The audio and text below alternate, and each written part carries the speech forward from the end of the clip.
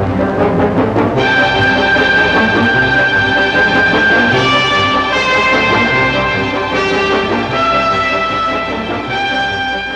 is Mike Wallace with another television interview in our gallery of colorful people. In television drama, few names have the prestige of that of our guest. Rod Serling is the only writer to have won 3 Emmy Awards for Requiem for a Heavyweight, Patterns, The Comedian. We'll talk to him about censorship in television, his fight to say what he believes, and we'll learn what he means by the price tag that hangs on success. Way back in 1951, when television was just a baby, a young man sat in a Cincinnati diner with his wife and came to a momentous decision. He decided to give up the security of his job and take a chance in becoming a freelance television writer. Rod, first of all, let me ask you this. What was it that brought that decision about? Was it a burning desire to write because you felt that you had to say something, or was it just a way to make more money? A combination of many things, Mike. The immediate motive at the time, the prodding thing that pushed me into it, was that I'd been writing for a Cincinnati television station as a staff writer, which is a particularly dreamless occupation, composed of doing commercials, even making up letters of, what do they call it, to plug a product. Somebody has used it. Testimonial? Testimonial letters.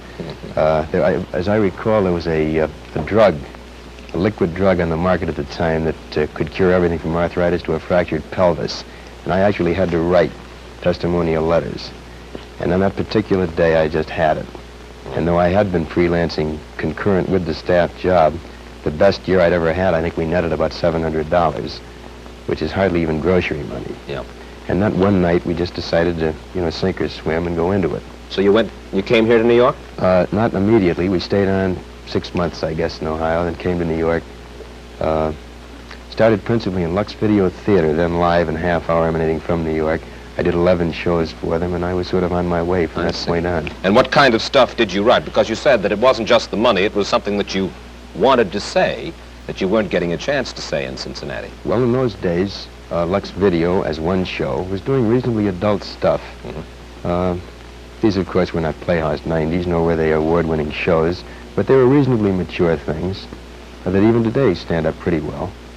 And I was doing Lux Video, craft theater, the early so-called pioneer days of television, which, of course, are hardly pioneer, but anything over 8 years old is pioneer style in television. You've come a long way since those early days, and perhaps more than any other writer, your name has figured in the classic battle of the, that is, television writer, the battle of the writer to be his own man.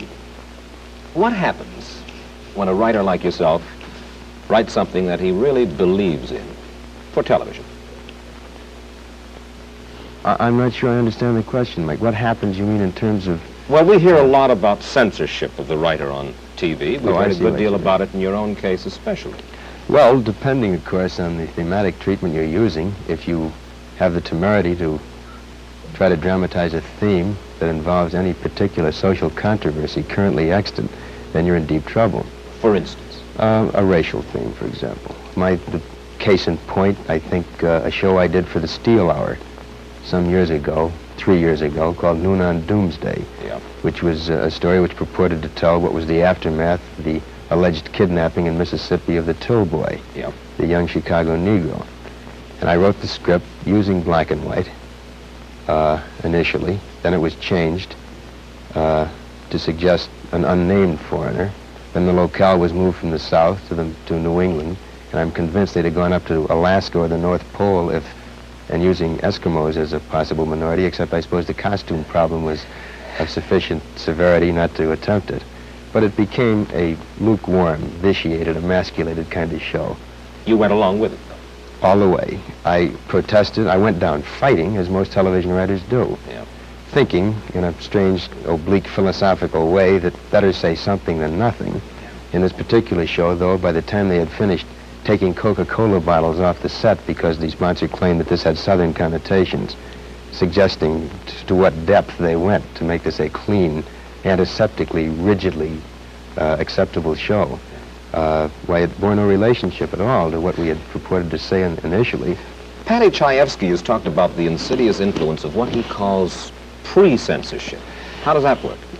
Pre-censorship is a practice, I think, of most television writers. I can't speak for all of them. This is the prior knowledge of the writer of those areas which are difficult to try to get through. And so a writer will shy away from writing those things which he knows he's going to have trouble with on a sponsorial or an agency level. We practice it all the time. We just do not write those themes which we know are going to get into trouble. Who's the culprit? Is it the network, the sponsor?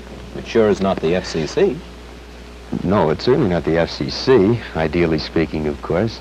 It's a combination of culprits in this case, Mike. It's partly network. It's principally agency and sponsor. In many ways, I think it's the audience themselves. How do you mean? Well, I'll give you an example. About a year ago, roughly 11 or 12 months ago, on the Lassie show, this is a story usually told by Sheldon Leonard, who was then associated with the show. Lassie was having puppies, and I have two little girls, then aged 5 and 3, who are greatly enamored of this beautiful collie, and they watched the show with great interest, and Lassie gave birth to puppies.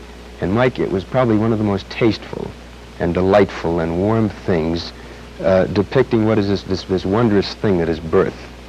And after the show, I think there were many congratulations all around, because it was a lovely show. The sort of thing I'd love my kids to watch, to show them what is the birth process and how marvelous it is. They got many, many cards and letters. Sample card from the deep south, this was. If I wanted my kids to watch sex shows, I wouldn't have had them turn on that. I could take them to burlesque shows. And as a result of the influx of mail, many of the cards, incidentally, as Sheldon tells it, were postmarked at identical moments, all in the same handwriting, but each was counted as a singular piece of mail. And as a result, the directive went down that there would be no shows having anything to do with puppies, that is, in the actual birth process. Well, obviously, it is this wild lunatic fringe of letter writers that greatly affect what the sponsor has in mind. You can understand the position of the sponsor, can't you? In many ways, I suppose I can. He's there to push a product. He has a considerable stake, thus, in what goes on the air. Most assuredly.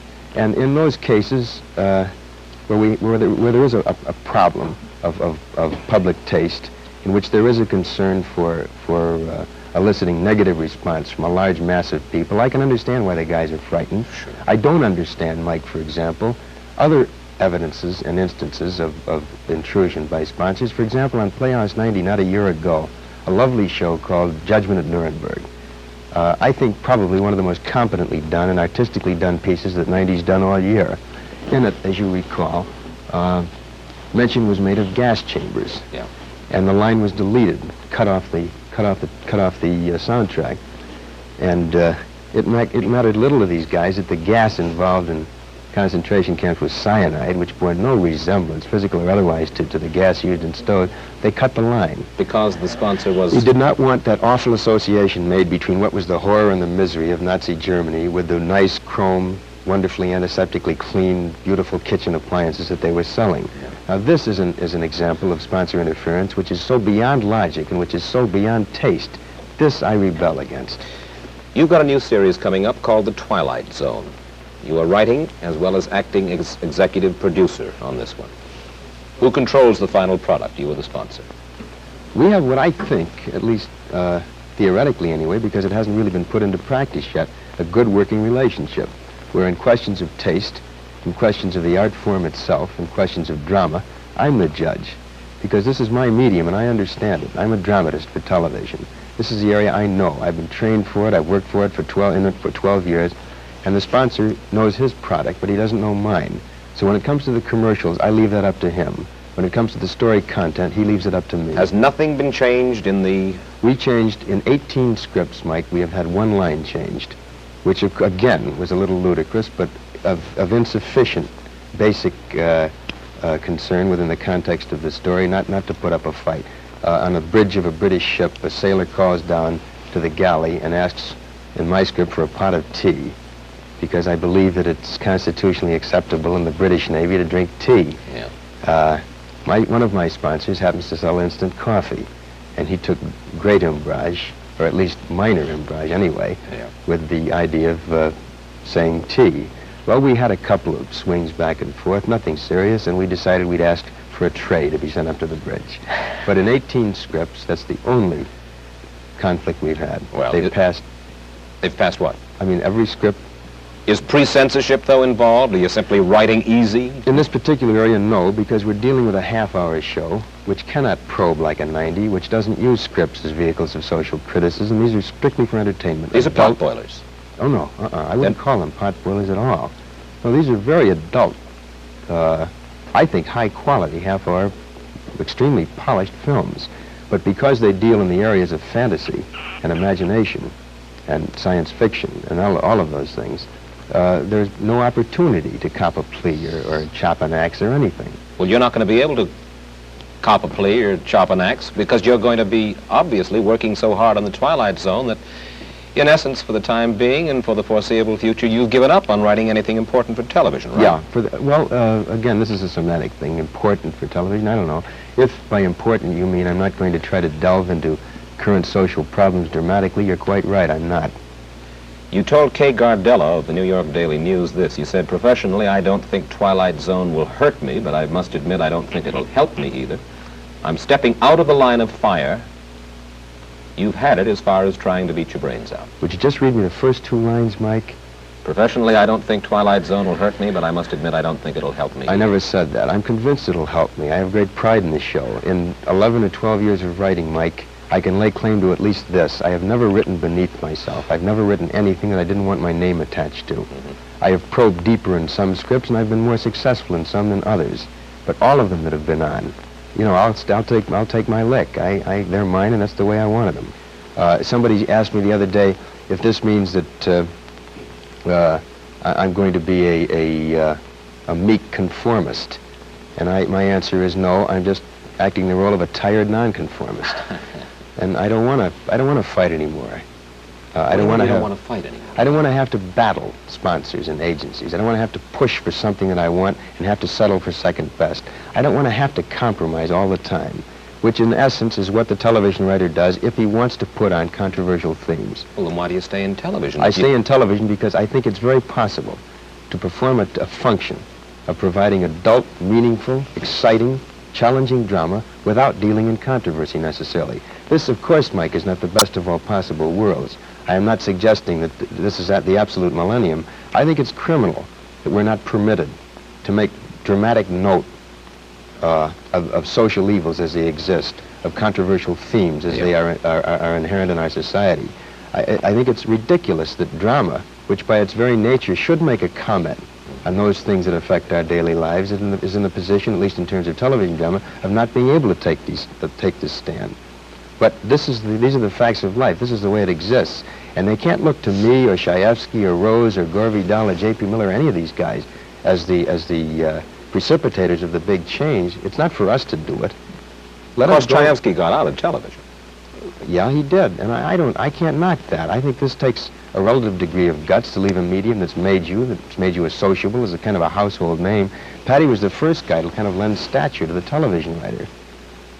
Prior to Patty Shaefsky, most of us were considered to be two-headed hacks who worked around the clock and used boy-girl situations in any one of 5,000 different routine manners. But Patty gave us a stature. And I respect Patty's decision to leave. He felt that he wasn't satisfied with doing things half-best. Do you think you could make it outside of television? Me? Yeah. I'm not sure I could. And I suppose this is an admission of a kind of weakness, or at least a sense of insecurity on my part. I've never had a Broadway play produced. What few motion pictures I've written have been somewhat less than spectacular. And I suppose I stay in the medium partly as an admission of I want to stay in the womb. This is the medium I understand. These are the tools and techniques that I've been versed in for many years. Maybe I don't want to, get stuck up on the board and get shot at with darts in a Broadway play when I'm not sure I'm prepared for it.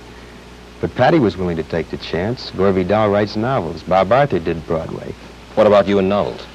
Ultimately, I'd love to write a novel, and I think next year I'll start my play. Requiem was under option. It was written as a play, and I gave them their money back, and I want to do it over again. But I stay in the medium also because I happen to like the medium. Herb Brodkin, who was a TV producer who was associated with some of your earlier plays, has said this about you. He said, Rod is either going to stay commercial or become a discerning artist, but not both. I remember the quote. He gave it to Gilbert Milstein when Milstein was doing a profile on me in the New York Times. I didn't understand it at the time. I failed to achieve any degree of understanding in the ensuing years, which are 3 in number. I presume Herb means that inherently you cannot be commercial and artistic. You cannot be commercial and quality. You cannot be commercial concurrent with having a preoccupation with the level of storytelling that you want to achieve. And this I have to reject. I think you can be, I don't think calling something commercial tags it with a kind of an odious suggestion that it stinks, that it's something raunchy to be ashamed of. I don't think if you say commercial means to be publicly acceptable, what's wrong with that? As long, the essence of my argument, Mike, is that as long as you are not ashamed of anything you write, if you're a writer, as long as you're not ashamed of anything you perform if you're an actor, and I'm not ashamed of doing a television series. I could have done probably 30 or 40 film series over the past 5 years. I presume at least I've turned down that many, with great guarantees of cash, with great guarantees of financial security, but I've turned them down because I didn't like them. I did not think they were quality, and God knows they were commercial. But I think innate in what Herb says is this suggestion made by many people that you can't have public acceptance and still be artistic. And as I say, I have to reject that. One of your most recent plays was one called The Velvet Alley, right? Right. It was about the corrupting influences of Hollywood and big money. Right. Where'd that come from? Your own experiences? Part of it was very autobiographical. Part of it was a composite of observation of other people involved. Well, what do you mean by the corrupting influence of Hollywood and big money? What is that? What are you saying? I didn't mean to suggest that corruption had a geographical tag, that it was necessarily the corruption of Hollywood. What I tried to suggest dramatically was that when you get into the big money, particularly in the kind of detonating, exciting, explosive, overnight way that our industry permits, there are certain blandishments that a guy can succumb to, and many do. Such as? A preoccupation with status, with the symbols of status, with the heated swimming pool that's 10 feet longer than the neighbor's, with the big car, with the concern about billing. All these things, in a sense, rather minute things, really, in context, but that become disproportionately large in a guy's mind. And also, because those become so large, what becomes small? I think probably the really valuable things. And I know this sounds corny and sort of buckwheatish to say that things like having a family, being concerned with raising children, being concerned with where they go to school, being concerned with a good marital relationship, all these things I think are of the essence. Unfortunately, and the problem, as I tried to dramatize in The Velvet Alley, was that the guy who makes a success is immediately assailed by everybody. And you suddenly find yourself having to compromise along the line, giving so many hours to work and a disproportionate number of fewer hours to family. Yeah. And this is inherent in our business. How many hours a day do you work right now as executive producer and or writer on? 12 to 14 hours a day. How many days a week? 7. And I don't mean, now seriously, I'm not asking for figures here, but obviously, The Twilight Zone is your own creation. You're doing it for money. I think that our audience would be fascinated to know. And again, I don't want to get too specific, but how rich can a fella get under these circumstances? Well, if the show is successful, he can get tremendously rich. He can make $500,000, I suppose. $500,000 of what? A year? Over a period of 3 or 4 years, I suppose, yeah. But, Mike, I'm not, again, this sounds defensive and it probably sounds phony, but I'm not nearly as concerned with the money to be made on this show as I am with the quality of it, and I can prove that. I have a contract with Metro-Goldwyn-Mayer which guarantees me something in the neighborhood of $250,000 over a period of 3 years. This is a contract I'm trying to break and get out of, so I can devote time to a series which is very iffy, which is a very problematical thing. It's only guaranteed 26 weeks, and if it only goes 26 weeks and stops, I'll have lost a great deal of money. But I would rather take the chance and do something I like, something I'm familiar with, something that has a built-in challenge to it. It's even possible, though, that if it is a success, you could make well over the $2 million that you suggested, right. 4 years, $500,000 apiece. Quite right, but I happen to feel after a year and a half of working 12 to 14 hours a day, it's worth it. And I think I rate it. I think anybody does who works that hard and can create an idea and can make a show go. 30 seconds. Is television good? Some television's wonderful. Some television is exciting and promising and has vast potential. Some television is mediocre and bad. But I think it has promise, Mike. I think this can conceivably be a real art form. And I stick with it for the reasons I said, and because I think that it can only improve, and can improve tremendously, and I think aims toward that. Rod Serling's story can be summed up in just a few words. From 40 rejection slips to 3 Emmy Awards, from a trailer home to a hacienda in Hollywood complete with swimming pool. It hasn't been a long road, but it's been a hard one. And the last couple of miles have been paved with gold. We thank Rod Serling for adding his portrait to our gallery. One of the people other people are interested in. Mike Wallace, that's it for now.